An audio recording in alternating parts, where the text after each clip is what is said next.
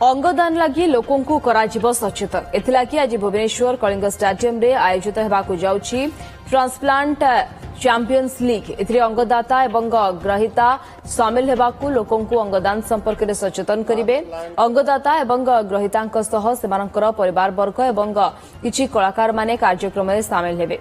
कलाकार गहण रे अंगदाता एवं ग्रहिता माने खुशी बांटिबा सह रेस चेयर एवं जुम्बा रिले रेस जोग करने सहित अनेक कौतुकिया खेल खेलिबार कार्यक्रम रही।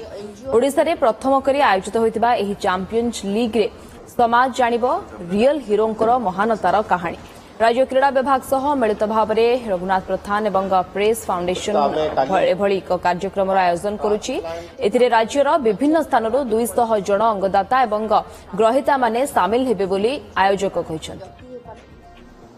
प्रथम हूँ आपंकर माइंड मन एवं हृदय को बहुत बड़ करने को पड़ो। तो यह ही कह आम आसीचु एका जीवा एका आम यहाँ पढ़ी पढ़ी के आसी आम जानी आम धर्म भी कहूँ तेणु कितु गला पूर्व जब मु 8टा लोक जीवन दे पार्ली मुझे अमर हो गली।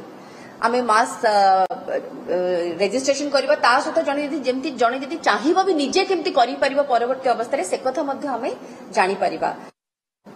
आम हॉस्पिटल रे first in Odisha multi organ retrieval होता 2023 24th of June एंड आम 5टा ऑर्गन डिफरेंट कंट्री अलग अलग जगह को आम पठेलु।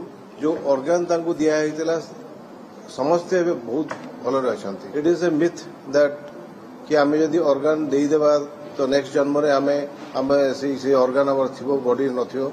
इट इज सत कथा नुह। 6टा जीवन जदि बंचे दी पारिबा ताले हमर वैकुंठ को यात्रा हम।